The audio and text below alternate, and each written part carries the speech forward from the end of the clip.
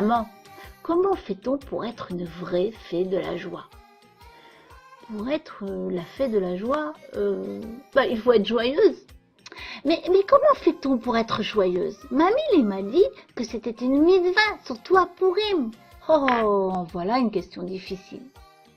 La mère réfléchit un instant, puis expliqua, tout en bordant Ayala. Je crois que chacun de nous a sa méthode.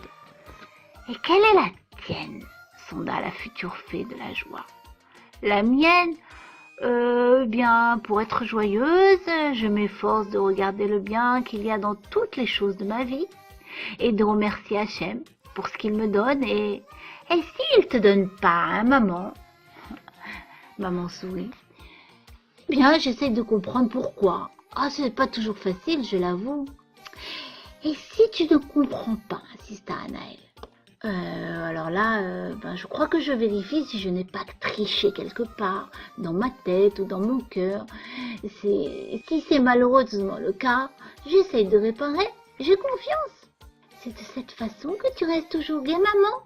Oui, et même s'il m'arrive quelquefois d'avoir peur à cause du mal, comme celui du cruel Aman, je me souviens à chaque instant, si nous le méritons, Hachem peut tout renverser.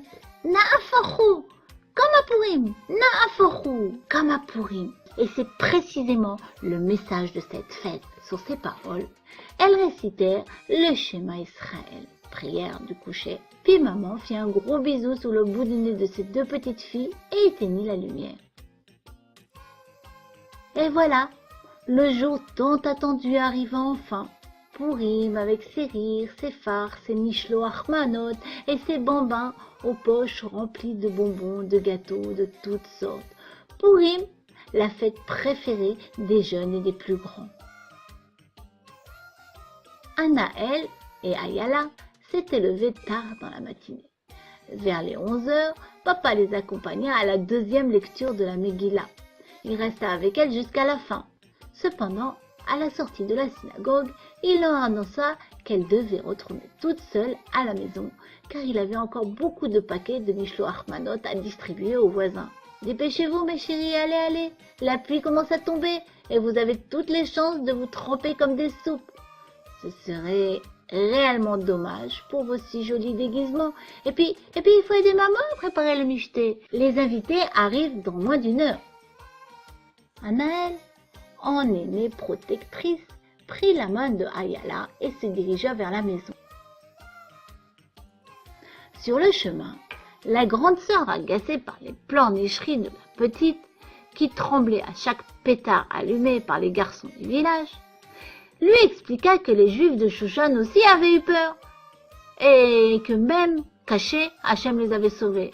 Toi, tu es la reine Esther aujourd'hui, donc toi aussi, tu dois être courageuse et ne pas pleurer. Nous arrivons bientôt, allez, arrête de faire le bébé. Elles franchirent la porte quelques instants avant la grosse averse. Mamie, qui était déjà présente, les embrassa bien fort sur les deux joues, tout en les complimentant sur leur beauté. « C'est grâce à toi, Mamie, que nous sommes si belles, dit Ayala qui avait retrouvé le sourire. Je vous ai un peu aidé, c'est vrai, mais en vérité, je ne parlais pas de la beauté de vos déguisements, mais de celle de vos petites neshamotes, car on les découvre à travers les costumes que vous avez choisis. La plupart du temps, le déguisement est le reflet de la neshama. » N'étant pas tout à fait sûre d'avoir compris sa mamie, Ayala la fixa un instant, puis demanda avec naïveté. « Cela veut dire que la neshama de Ariel ressemble à un extraterrestre et celle de Dan à un singe ?» Mamie et Anaël éclatèrent de rire.